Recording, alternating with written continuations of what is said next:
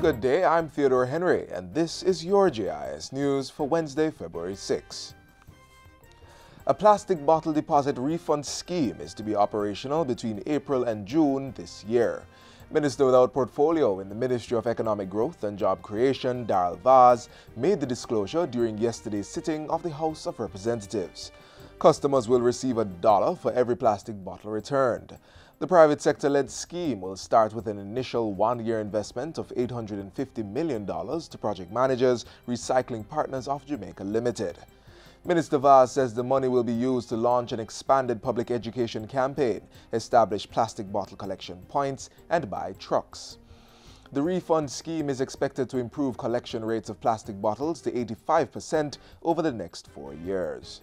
The government will monitor the implementation of the deposit refund scheme to ensure accountability and transparency, and if deemed necessary, promulgate legislation to govern the scheme. Unrefunded deposits will be used to maintain the deposit refund scheme, as well as to provide support to the National Solid Waste Management Authority in its effort to improve the island's waste management infrastructure. In the meantime, Minister Vaz is urging the public to submit any queries, suggestions, or comments about the implementation of the ban on single-use plastics to Policy on Plastic Ban at nepa.gov.jm or call 876-285-8531. 50 companies within the micro, small, and medium-sized enterprise MSME sector will be getting support to boost their productivity and competitiveness.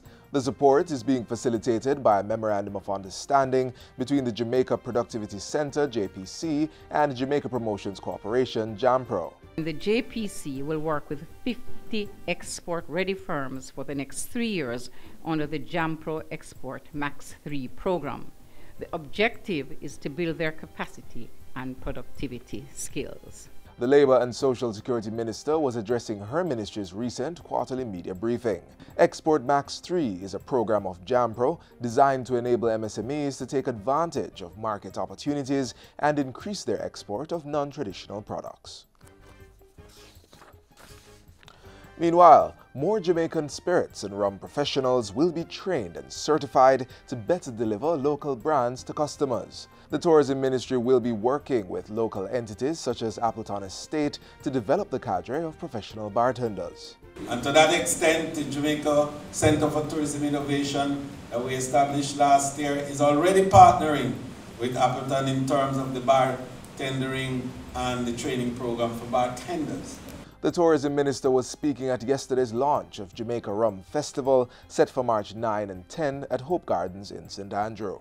He says the festival will broaden Jamaica's visitor appeal and increase the island's 42% repeat visitor arrival. This festival is a product. And it is a product that will join the Coffee Festival and the Cocoa Festival, which is coming. And we're going to be looking at other commodities over which Jamaica has some level of comparative, and to use those to leverage the experiential tourism that we're marketing. Government has increased the variety of local fresh fruits and vegetables provided under the National School Feeding Program.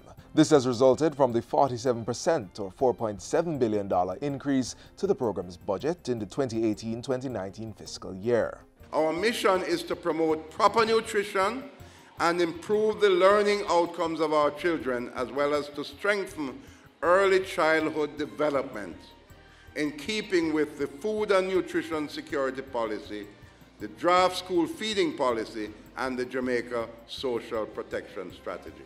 Agriculture Minister Audley Shaw was speaking at last Friday's official launch of Mission Food Possible at the St. John's Primary School in St. Catherine. We have to make eating Jamaican part of our lifestyle. We must support our local farmers and businesses by making eating Jamaican a part of our lifestyle. Jamaica Day 2019 will be officially celebrated at the National Arena in an effort to achieve greater inclusion and participation. This will be the first time the national celebration will be hosted outside of a school campus since the event was initiated in 2011. The news was revealed during the recent launch at Hope Gardens by Marlon Williams, chairman of the Jamaica Day Planning Committee. Schools will still host, in their individual schools, a ceremony. However, each school will be required to send 10 students to the national arena, accompanied by the school's culture agent and other members or another member of staff. He adds that ministries are required to participate in the Best Decorated Building competition by decorating their buildings using the Jamaican colors. A team from the Jamaica Day Planning Committee will be visiting these buildings during the week of February 11 to 15 to judge and take pictures. The winner of the competition will be announced at the National Arena on Jamaica Day. Jamaica Day 2019 is being celebrated on February 22 under the theme Celebrating Jamaica, Embracing Positive Values, Visioning Inclusive Education for a Better Jamaica. This year's event will culminate in a grand concert under the tagline, Put some pep in your step with love and respect. And finally, government will reveal its development plans for the 2019-2020 financial year when the estimates of expenditure are tabled in the House of Representatives. Finance Minister Dr. Nigel Clarke will table the estimates on February 14 following the ceremonial opening of the new parliamentary year earlier in the day. The Senate and lower house will be prorogued on February 13 to make way for the new session of Parliament. After it's tabled, the estimates of expenditure will be reviewed by the Standing Finance Committee of Parliament from March 4 to 5. Minister Clarke will then open the budget debate on March 7. Opposition spokesman on finance Mark Golding will make his contribution on March 12, followed by Leader of the Opposition Dr. Peter Phillips on March 14. Prime Minister Andrew Holness will give his budget speech on March 19, and the Finance Minister will close the debate on March 20. That will pave the way for the Senate to debate the budget on March 22. And that's it for JIS News Today. I'm Theodore Henry. Thanks for watching.